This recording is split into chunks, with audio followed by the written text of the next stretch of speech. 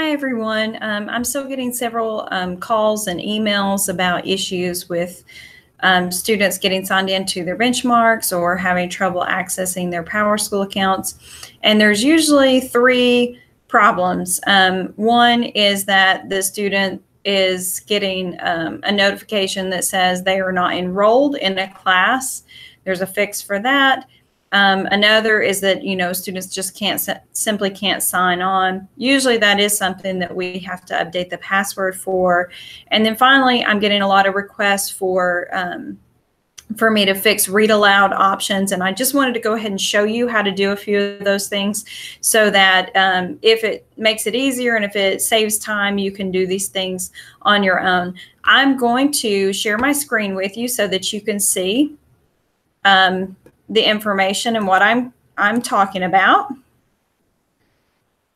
So the first thing that I want to show you, of course, oops, wrong place. The first place that I want to show you is on your start page. Of course, you're just going to type in a student's name, and we're going to be looking over here in the functions. Of course, because this is student-sensitive information, I'm not going to just share a screen with you. I'm going to share one that I've blanked out. So the first issue is with access accounts. So on that start page, if you type in your student's name that's having some trouble, and you click on access accounts, so right here where it says access accounts, one of the issues that I find on a pretty regular basis is when you find a student, it says they can't get into PowerSchool at all. That's usually because in enrollment, they have not been given access to their accounts. So what you'll need to do is you'll need to click this box. Oops. You'll need to click this box, and then auto assign IDs and password, and then submit this page. Once you've done that, that should give students access to their accounts. Another common problem is when students have been enrolled prior to August 27th. So any student who came in the last couple of weeks and is enrolled, say September 10th, or another date past August 27th, that's not a problem. But if you go into a student's account and you see that this entry date is before August 27th or the first day of school, that student is going to not have access to their SchoolNet information, and it will actually say the student is not enrolled in a school. So when you see that warning, you'll need to click on this date and change it to at least August 27th. That way the student can have access to their account.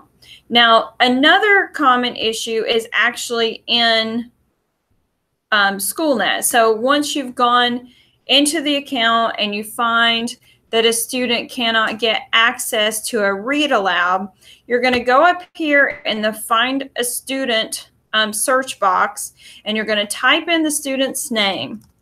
Now, when you type in the student's name, it will open a list of students, and you can choose the student that you are looking for. And under the student profile, this last tab, TestNav PMP, is what you want to click. And when you open TestNav PMP, this is their personal needs profile. If a student has an accommodation for read aloud, and again, I need to emphasize, only if the student has an accommodation specified in an IEP that they get a read aloud, you're going to click on their TestNav PMP and the student profile and click on text to speech.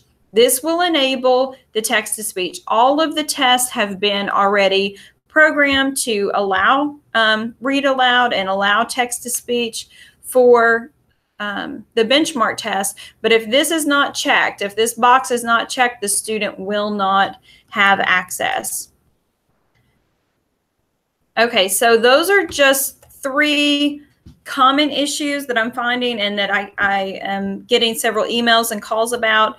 Those would be three things to check to kind of quickly find if you have any issues or if your students are having trouble getting access to their account. And of course, if you need me, you're welcome to call me or email me, but those three things will fix most of your sign-in issues. Thanks.